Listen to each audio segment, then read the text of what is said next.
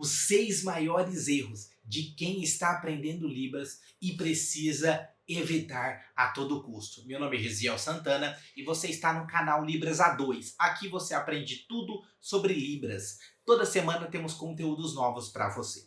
Vamos lá. A primeira coisa que você precisa realmente evitar se você está aprendendo Libras agora é você estudar somente sinais aleatórios, somente vocabulário. O vocabulário é bom, os sinais são essenciais, porém se você estudar somente isso, você está fadado ao fracasso. Você não vai conseguir utilizar esses sinais dentro de um contexto. Isso vai atrapalhar totalmente o seu aprendizado. Então, evite estudar sinais aleatórios, lista de sinais, sinal atrás de sinal. Isso vai atrapalhar a sua memorização, vai atrapalhar a forma de você estudar, vai atrapalhar a forma de você compreender a Libras, que é uma língua visual. Então, evite você estudar listas de sinais. O segundo maior erro é estar no português sinalizado. O que significa isso, Gesiel? É você misturar a Libras juntamente com o português e você fazer uma mistura. Isso aí acaba sendo português sinalizado.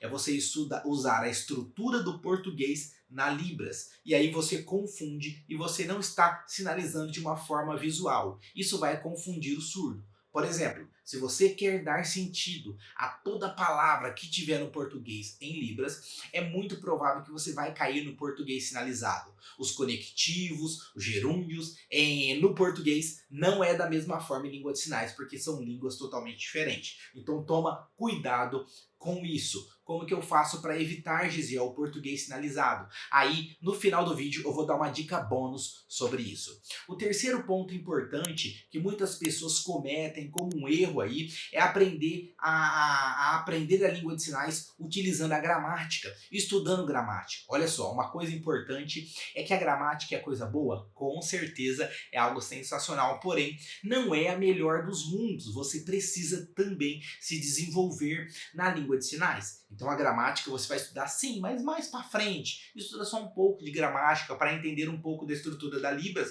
porém foque na sinalização, no treino, na prática. Isso vai ajudar muito, não foque na gramática.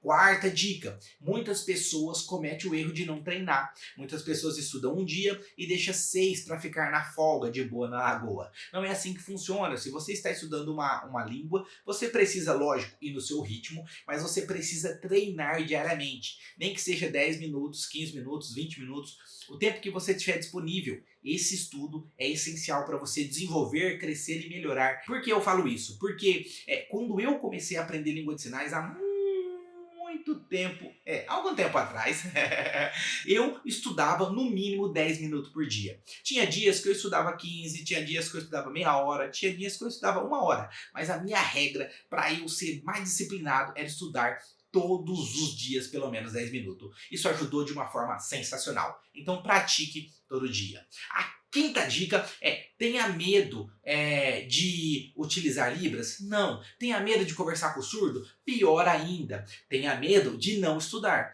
Muitas pessoas têm medo de conversar com o surdo. E é esse medo que você não pode ter. Você tem que evitar esse medo de conversar com o surdo. Os surdos são pessoas. Você vai bater um papo. A questão é que você vai estar em outra língua e isso possa te dar ansiedade, nervosismo, querer se descabelar. Mas calma, fica tranquilo que as coisas vão se acertando aos poucos. Então não tenha medo de não praticar, certo? Não tenha medo de conversar com surdos, usuários da língua de sinais, isso vai ajudar muito. Sexta dica, estude pelos contextos. Muitas pessoas erram nisso, estudam listas de sinais, estudam somente frases, estudam aí de uma forma totalmente equivocada, mas se você estudar por contexto vai te ajudar muito. Então não fique focando de forma aleatória. Essa dica é sensacional, porque quando você estuda por contexto, isso te ajuda muito. Por exemplo, um contexto que nós estudamos muito aqui no nosso canal também é Libras no contexto religioso cristão. É mais fácil para você que vai interpretar Libras na igreja, quer ser fluente na sua igreja, tornando ela acessível em Libras, você tem que estudar os sinais específicos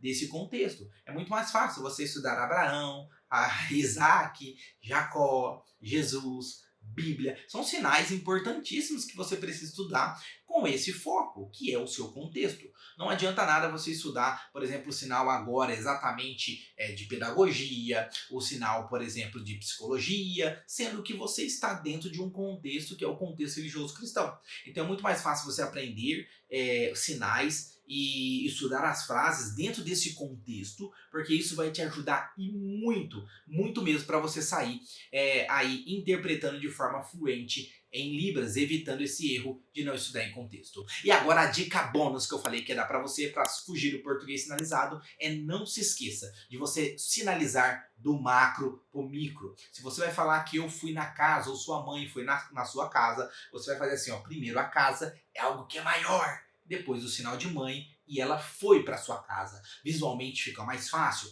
Por exemplo, se eu vou falar que Zaqueu, no contexto bíblico, subiu na árvore, primeiro eu faço a árvore, que é o maior, é o macro. Depois eu faço Zaqueu e eu faço ele subindo na árvore, que é o micro. Então, do macro para o micro vai te ajudar muito quando você treinar isso utilizando Libras, você vai fugir do português sinalizado. Ah, antes de a gente finalizar, não esqueça, tem um vídeo que eu vou deixar aqui para você continuar seus estudos melhorando na Libras cada vez mais para ser fluente aí onde você está. Grandíssimo abraço, até a próxima, Deus abençoe, valeu!